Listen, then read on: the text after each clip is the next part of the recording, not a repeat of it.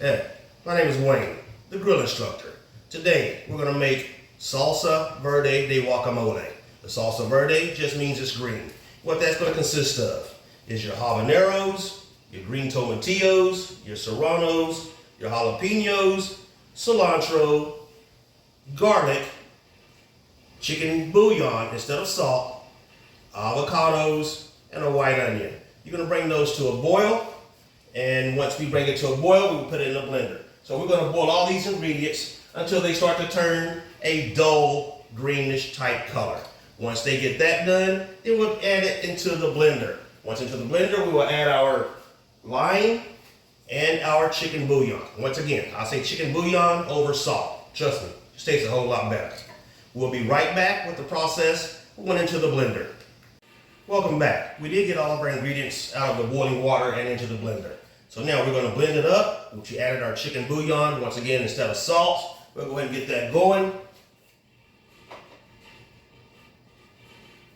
That's going to go for about 2 minutes.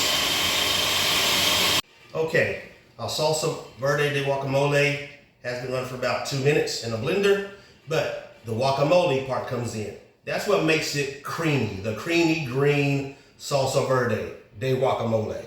But in the process of that, we did add 2 tablespoons of lime juice. We did add 1/3 cup of the boiling water in it to give it a little bit of liquid consistency. So we will add in our avocado and bring it back for a creamy texture that we will show you. Okay, so now we've finished the blending process. And it is a good creamy green looking color. And I'm gonna give it a taste. It does smell a little bit spicy. Wow, that's good. I will come show you. You can see the creamy texture there. That is pretty darn good stuff. Wow. So now, while we have more in our pot boiling, we're gonna go ahead and start our canning process. So now we will transfer our salsa verde de guacamole into our mason jars. And then from mason jars, they will go out into a boil pot for about another 25-30 minutes for canning. We'll be right back with that process. Now, once we started our canning process outside, we're right back here with the second batch of our guacamole salsa, creamy salsa, I should say, sorry. And you can see the steam is a little bit fresh and hot. It's like you can smell it. Oh man, it smells delicious. So we're gonna go and get this chopped up for about another 2 minutes. We'll be right back. Okay, as you can see now, we have transferred our salsa from our container into our canning jars. Our canning jars are closed now and sealed, but now they got to go into a boil for about 25 to 30 minutes. Now, the key thing to this is make sure that before you put the lids on, you clean around the lip of the lid, make sure there's no type of debris or food before you put the tops on.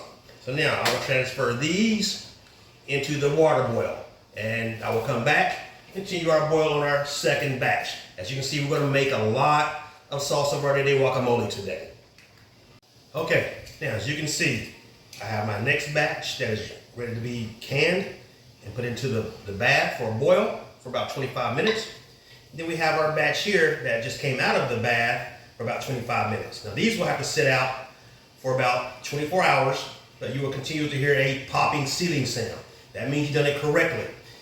After 24 hours, if you still see a lump in the middle of your jar, that means it did not seal correctly. You need to go ahead and eat that probably within the next 1 to 8 days. But if it does seal and there's no popping sound or no lump in it, that means you have sealed it correctly and you can put that up for storage.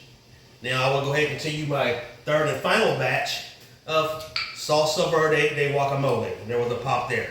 I thank you for joining it. And once again, stay tuned for more with Cooking with Wayne. Okay, so you can see here, this is the third and final batch. I was going to show you that good, look at that green, creamy salsa there. Wow, that's good. And fire.